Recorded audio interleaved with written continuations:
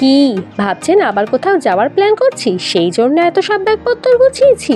আরে না না, এটা কোথাও যাওয়ার ভিডিও নয়, এটা হলো দুর্গা সিরিজের লাস্ট ভিডিও, একাদশীর দিনকে যখন আমরা বাড়ি ফিরছিলাম।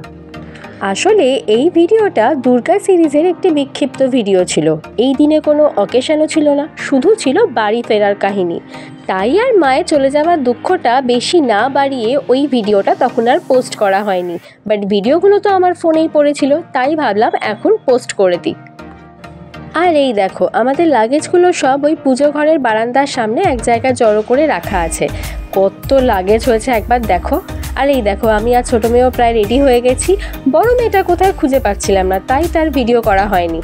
আর এদিকে ছোটদা ভাইরা আমাদের আগে বেরিয়ে যাচ্ছে গাড়ি করে, কারণ ওদের গাড়িটা আগে এসে গেছিলো। আমাদের গাড়িটাও একসাথেই আসার কথা ছিল, বাট কিছু প্রবলেমস অ্যারাইজ করেছিল, সেই জন্য আসতে একটু লেট হয়েছিল। তাই জন্য আমরা পরে বেরিয়েছিলাম।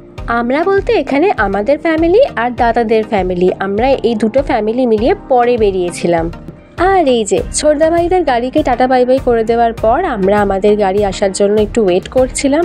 পুজো দালানের সামনেটা একটুখানি পাইচারি করছিলাম, একটু ঘোরাফেরা করছিলাম। আর তা করতে করতেই আমাদের গাড়িও বেশ কিছুক্ষণের মধ্যেই চলে এলো, আর আমরাও টাটা বাই বাই করে পুজো বাড়ি থেকে রওনা দিয়ে দিলাম বাড়ির উদ্দেশ্যে। শুধু মনে একটাই দুঃখ ছিল মাকে ছেড়ে যাওয়ার, তবে মনে এই আশাটাও ছিল যে আসছে বছর আবার হবে। প্রতি বছর যেন এই পুজোর 4টে দিন তোমার আসার আনন্দে শিকড়ের টানে বারবার এই বাড়িতে ফিরে আসতে পারি এবং 4টে দিন খুব মজা করে কাটাতে পারি, এই আশাই সাথে নিয়ে বুকে নিয়ে বেরিয়ে পড়লাম আমরা বাড়ির উদ্দেশ্যে। এখন বাজে পাক্কা 4:04 আর আমরা এই জাস্ট আপনি কোনটা দিয়ে যান? মেমারি হয় না?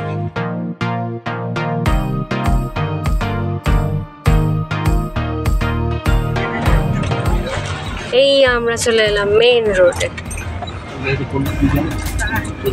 এদিক দিয়ে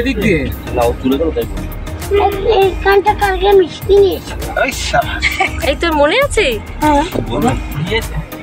তো ফাইনালি আমাদের মিষ্টি নেওয়ার ডান। এইবারে আমরা দুধারে কাশফুলের শাড়ি আর ধান ক্ষেতকে সঙ্গে নিয়ে পিচ ঢালা রাস্তা দিয়ে ছুটে চললাম শহরতলির দিকে।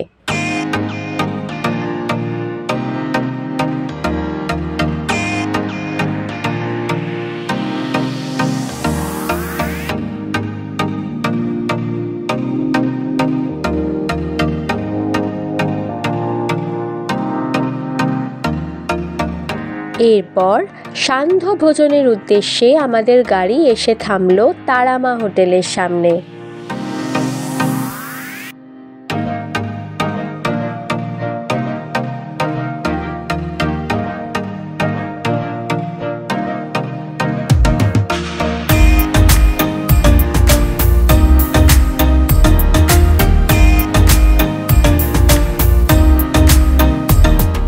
এই তারামা হোটেল থেকে আমরা চা কফি ইত্যাদি পকোড়া মকোড়া খেয়ে আবার উঠে পড়লাম যে যার গাড়িতে এবং সোজা এবার রওনা দিলাম বাড়ির উদ্দেশ্যে, আর কোথাও দাঁড়াবো না।